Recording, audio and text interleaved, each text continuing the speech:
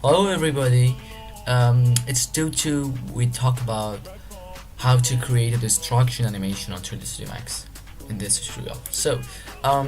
This is our 3D Studio Max scene. Do you know it's due to we talk about a destruction animation on 3D Studio Max software. Um, First of all, I wanna show actually a simple presentation of that. Actually, it's a simple animation about it, some destruction about it. Like this, it's animation, destruction animation. So, it's a simple mentor you can see. But first of all, for example, you want to destruct a simple box on 3D Studio Max. So for example, I create a box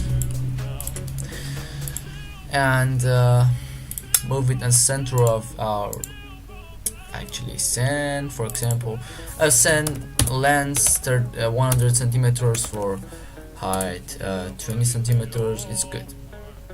This is our box. You can see we wanna destruct it, but we need to make this box and actually divide it to a smaller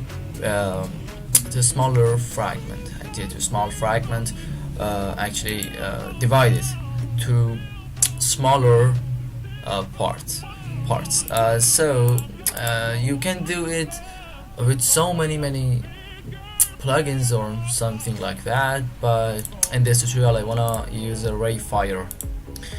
Open Rayfire, you can install it on your 3ds Max server. It's a really good plugins about creation and break and some destruction animation also, and it's special for destruction and something like that. You can download it and install it on your 3ds Max server. Then you can see 5 presets on your Rayfire parameter, like shooting, race, bullets, bullet something like you. But I suggest you use a Rayfire because we need this preset. Open Rayfire folder. You can see here something like physics, fragment, layers, and objects. Do you know you must select your dynamic objects, impact objects. If your object is fixed and doesn't have any motion, you can use a kinematic and static objects, but we need to use dynamic impacts objects because our object will be modelized and it will have a very good motion. So I select this box and click on add. You can see it added. And now you can go on fragments and fragmentation options. You can see fragmentation type, or actually these are some presets about fragments. I suggest you use a default presets about for it, iteration, something, some number about it, and some material you want to have after destruction and fragments. So I use a default preset, and you know this is our object, is box 201, and this is our fragments type iteration. You can see it 150 and 150 and 50. So the default number is good. So finally I can use a fragment. Right click and open advanced fragment option.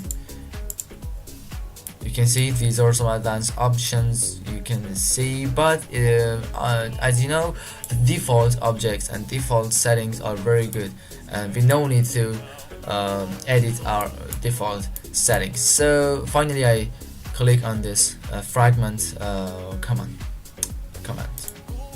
You can see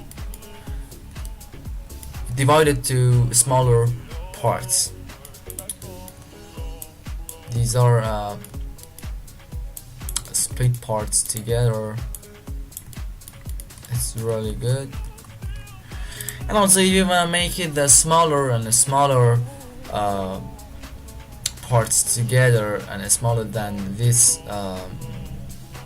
file, you can increase the iteration number and also use it again and try hard. So this is enough and very good. And hide, this is our base object, and as you can please don't delete this object, because maybe it will help us, maybe, but I suggest you use it because it's not really bad. So it's light and doesn't have any problem in our scene. So now you can close this ray fire. This is our object. I want to destruct it. So right click on your panel, you can see Mass FX toolbar. Okay, open it up and choose all of your fragments and parts. You can see here select set selected as dynamic rigid body, set selected as kinematic rigid body, set selected as static rigid body. As you know, our objects, all of our parts has a very motion, right? So they have a motion.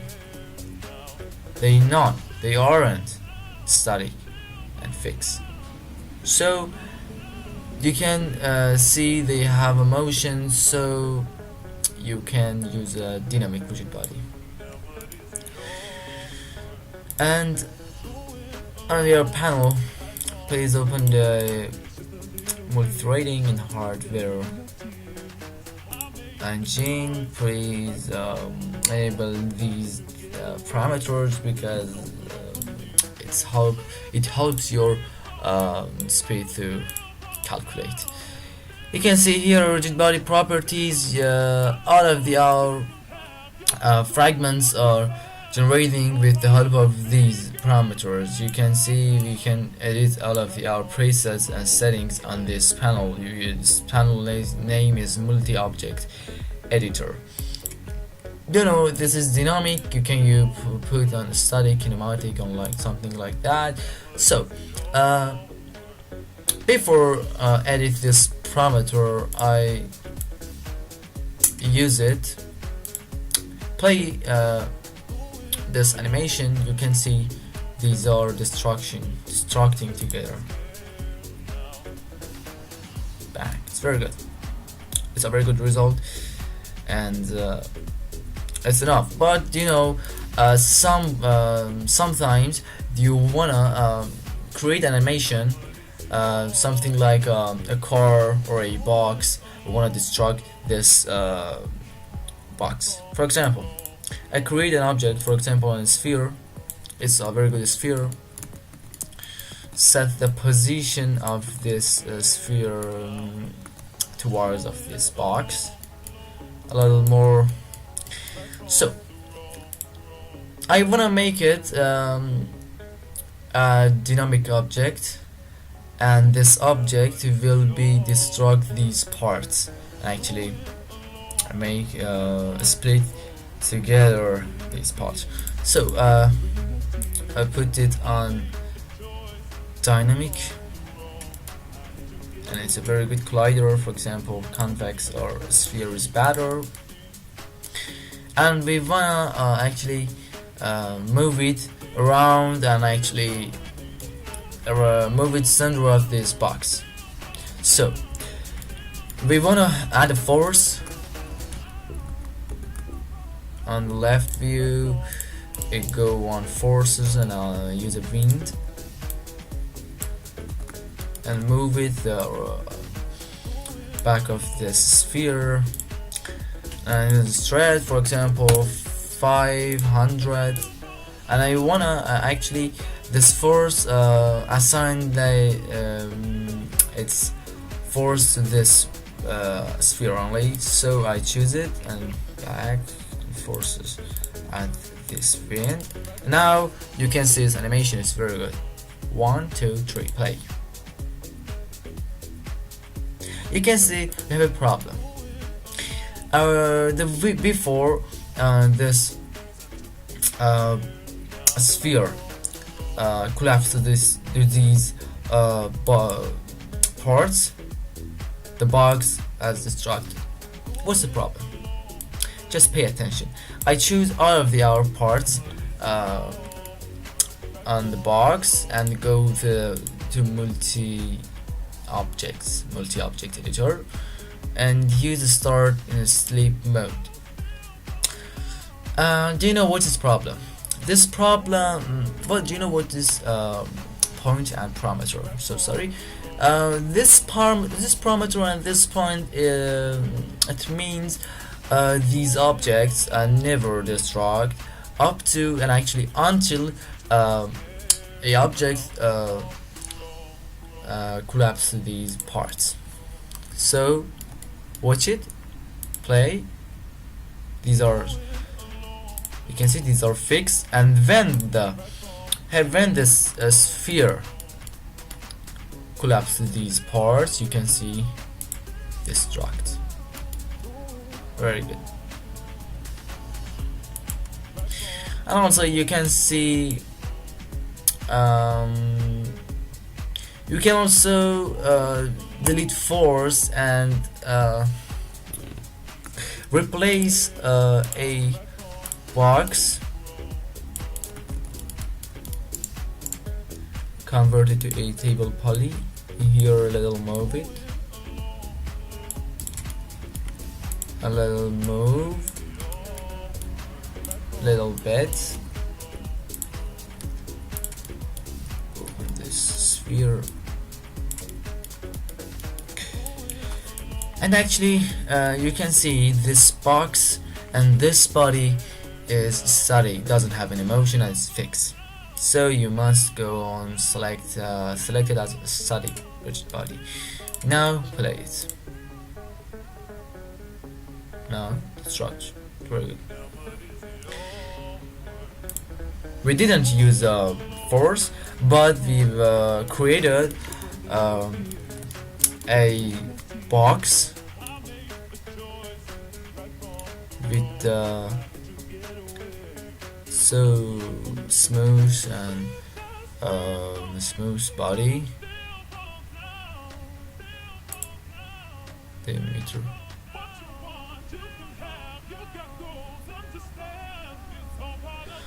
Okay, it's done. Hope you enjoyed this tutorial and like it. Please subscribe our channel on YouTube or another website and like our tutorial. Let's watch it again. Yeah, it's very good. Then finally you can assign some texture to this body and some texture to this ball, and assign some lights and something like that on your scene to have a final render. Hope you enjoyed and like it. Please subscribe our channel on YouTube or our website, and I hope you enjoy it, and goodbye.